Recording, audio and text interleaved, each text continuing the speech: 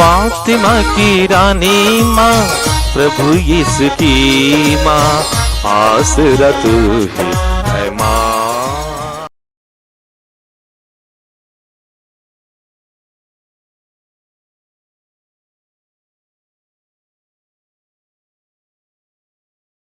पहला पाठ निर्गमन ग्रंथ अध्याय 20 पद संख्याएं 1 से 17 तक।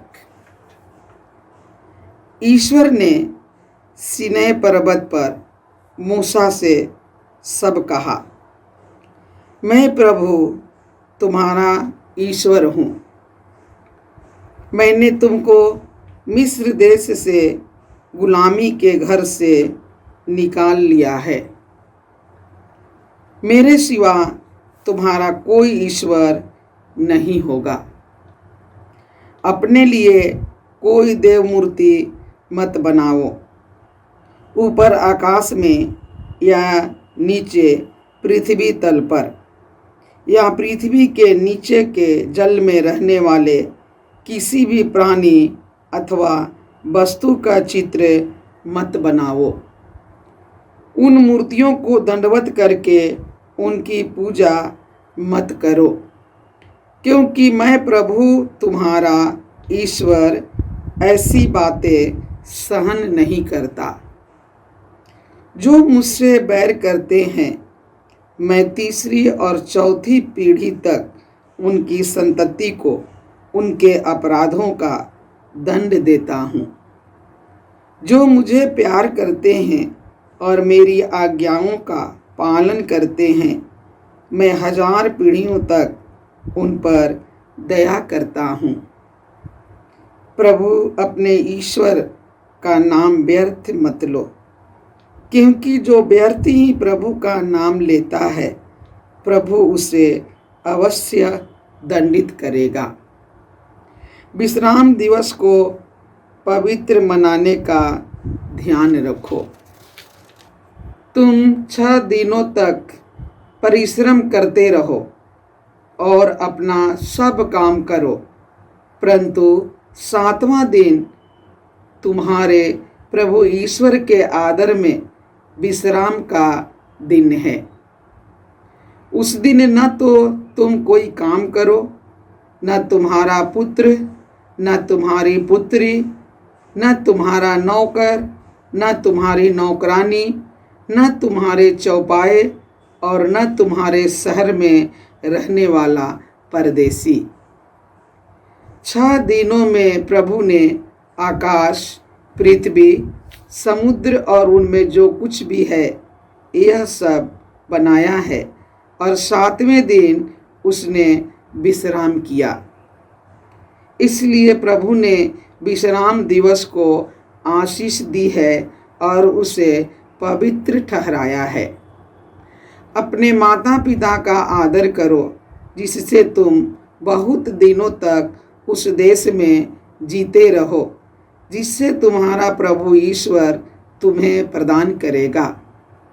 हत्या मत करो, व्यभिचार मत करो, चोरी मत करो, अपने पड़ोसी के विरुद्ध झूठी गवाही मत दो, अपने पड़ोसी के घर बार का लालच मत करो, न तो अपने पड़ोसी की स्त्री का, न उसके नौकर अथवा नौकरानी का, न उसके बैल अथवा गधे का, उसकी किसी भी चीज का लालच मत करो।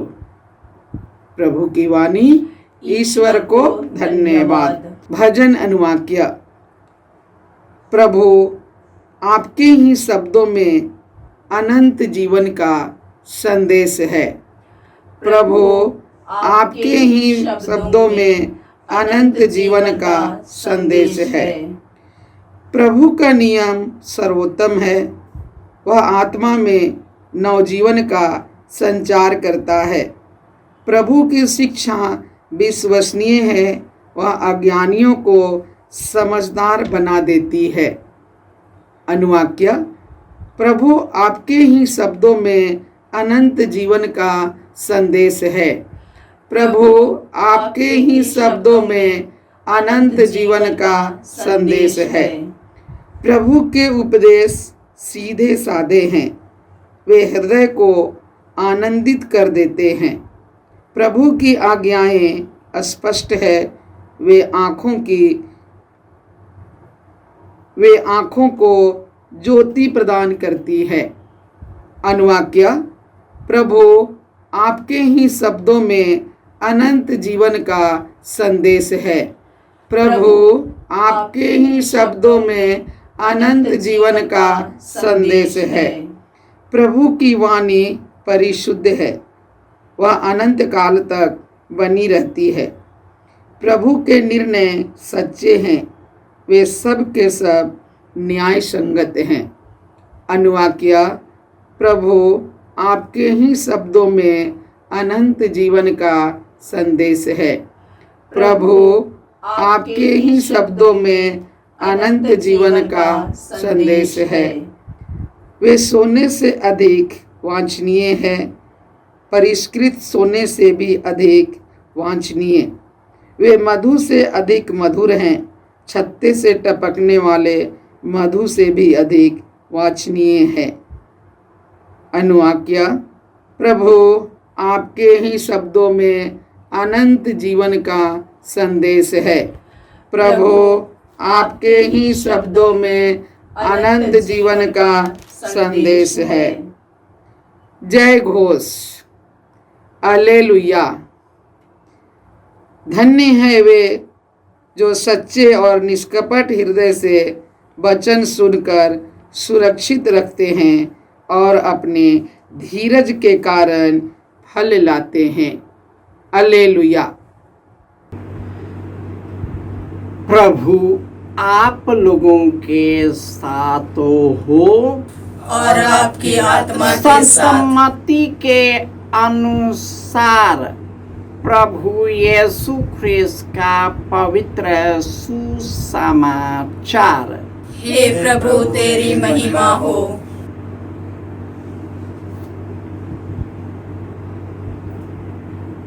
अध्याय 13 पद संख्याएं 18 से 23।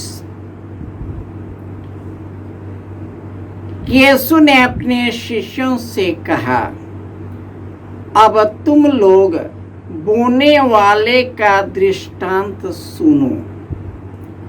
यदि कोई राज्य का वचन सुनता है लेकिन समझता नहीं, तब तो उसके मन में बोया गया था, उसे शैतान आकर ले गया है। यह वह है जो रास्ते के किनारे बोया गया है, जो पथरीली भूमि में बोया गया।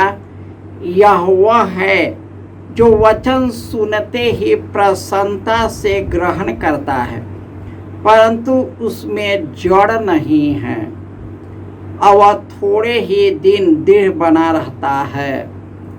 वचन के कारण संकट या अत्याचार आ पड़ने पर वह तुरंत विचलित हो जाता है। जो कांटों में बोया गया है, यह वह है जो वचन सुनता है, परंतु संसार की चिंता और धन के मुंह वचन को दबा देता है और वह फल नहीं लाता। जो अच्छी भूमि में बोया गया है, यह वह है जो वचन सुनता, समझता और फल लाता है। कोई 100 गुना, कोई 60 गुना और कोई 30 गुना। यह प्रभु का सुसमाचार है। हे क्रिस्त तेरी स्तुति हो। ख्रिस्त में प्यारे भाई और बहनों, प्रभु का नियम सर्वोत्तम है। वह आत्मा में नवजीवन का संचार करता है। वह अज्ञानियों को समझदार बनाता है। वे हृदय को आनंदित करता है, आँखों को ज्योति प्रदान करता है। उसका वचन अनंत काल तक बनी रहती है। आज के पहले पाठ में ईश्वर ने मूसा के द्वारा अपने लोगों को बताया, मैं प्रभु तुम्हारा ईश्वर हूँ। मैंने तुम्हें मिस्र देश की गुलामी से निकाल लाया है। मेरे सिवा कोई ईश्वर नहीं है।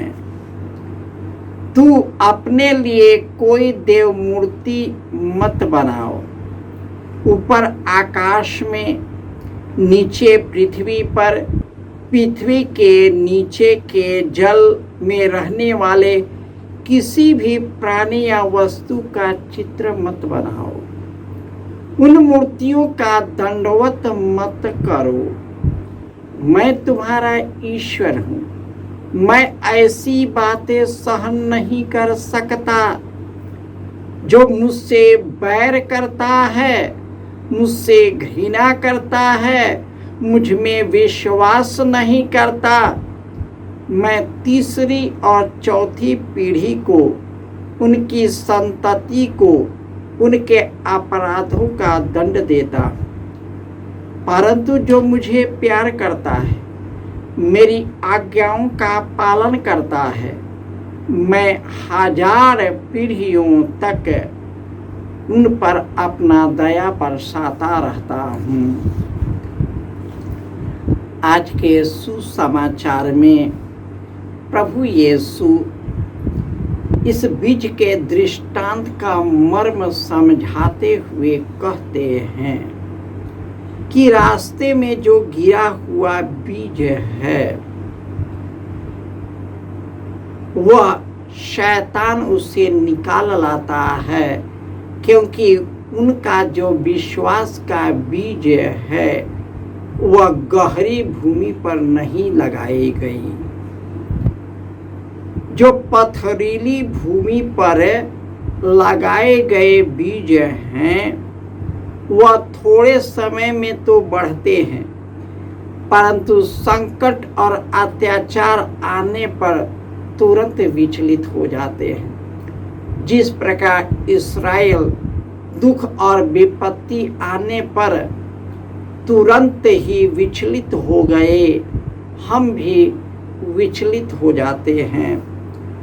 जो कांटों में बोया गया है वह वचन सुनता है, परंतु संसार की चिंताएं, मोह माया, अधन संपत्ति का जो मोह है वह बीज को दबा देता है।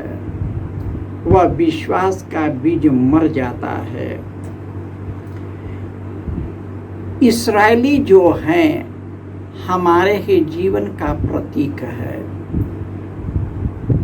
ईश्वर उनको उनके साथ रहा, उनको भुज बल से निकाला, परंतु उन्होंने उस ईश्वर को त्याग दिया जिस ईश्वर ने उसे नया देश दिया था, सुंदर देश दिया था। मनुष्य का स्वभाव है कि मनुष्य जितना संसार से जुड़ा हुआ है, धन संपत्ति से जुड़ा है, मोह माया से जुड़ा हुआ है, उतना ईश्वर से जुड़ा नहीं होता।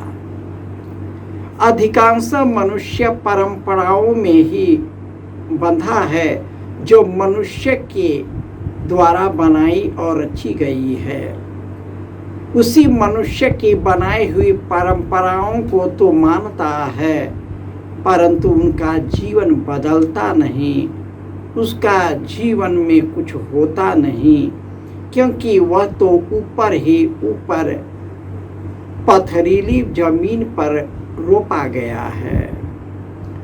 जब हम अपना विश्वास पथरीली भूमि पर रोपते हैं, वह कुछ ही दिन में बढ़ता है और धूप आने से सूख जाता है, उसी प्रकार हम भी सूख जाते हैं। आज हमारे माता कलीसिया संत याकूब प्रेरित का पर्व मनाती है, जो योहन के भाई थे, जबेदी के पुत्र थे, यीशु का शिष्य था। और याकूब ही पहला शिष्य है जो शहादत को प्राप्त किया। फराउ ने याकूब को तलवार के घाट उतार दिया। उन्होंने ईश्वर के विश्वास के बीज को ग्रहण किया, उसमें विश्वास किया, उसके अनुरूप जीवन जिया और इस दुनिया के मोह माया से निकलकर यीशु का सच्चा शिष्य बन गया। आज हम संत याकूब की मध्यस्थता द्वारा प्रार्थना करते हैं कि आज के इस विचलित संसार में हम ईश्वर पर भरोसा करें, यीशु में विश्वास करें और ईश्वर और यीशु के विरोधियों का सामना करें, प्रेम से, दया से, करुणा से, क्षमा से, और उनके साथ हम अनंत जीवन के अधिकारी बने। जय यीशु।